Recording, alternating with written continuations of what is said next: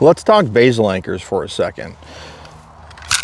Basal anchors, when you're climbing SRT, or if you're setting remote rigging using a throw ball and you're tying it off at the base, or if you are climbing on a floating crotch, you're climbing on a double rope system hanging on a single line. Those all have to be anchored basally.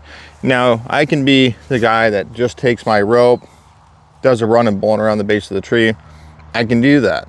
That's wear and tear on the tree, it's wear and tear on my rope, and it leaves me with very few options. So something I like to use is the DdRT snaketail a lot. I also prefer one that I made. This is one I spliced. And all this is Samson 10X Tech. It's 3/8, rated at 6,100 pounds.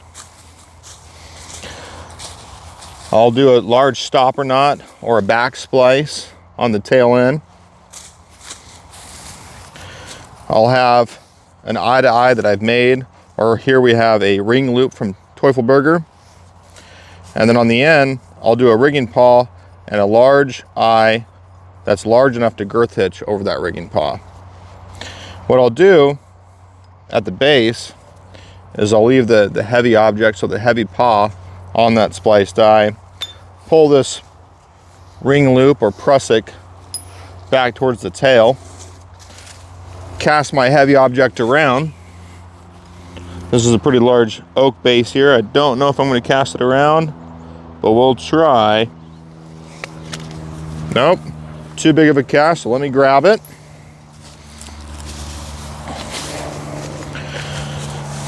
Now, with this back, I'll remove the girth hitch from the rigging paw, take that off, place the spliced eye through the ring loop prusik, use the prusik to adjust to the diameter that I want around the tree, put this back on,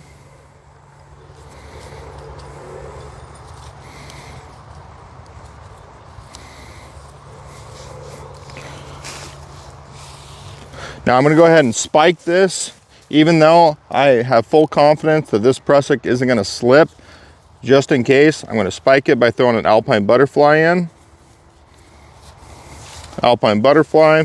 In case that prusik was to slip, it would jam against this and stop slipping. Now I'm going to be using a descending device as my basal anchor. Today it's the Camp Giant. I'll typically use the Petzl I'd, Camp Giant, or the 808 Megawatt.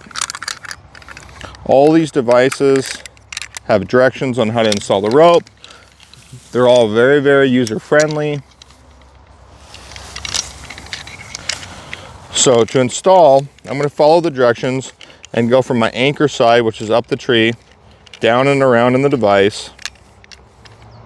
Close it, make sure it's locked closed. I'm going to place this in full lock mode, and then go ahead and connect it to my rigging paw.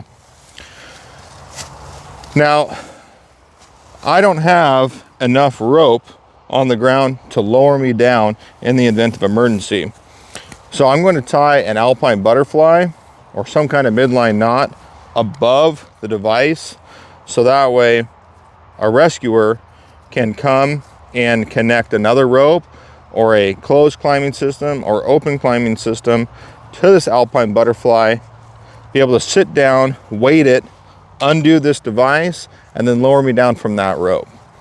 So one additional precaution is, in case this device was to fail, I'll take another alpine butterfly or midline knot beneath the device,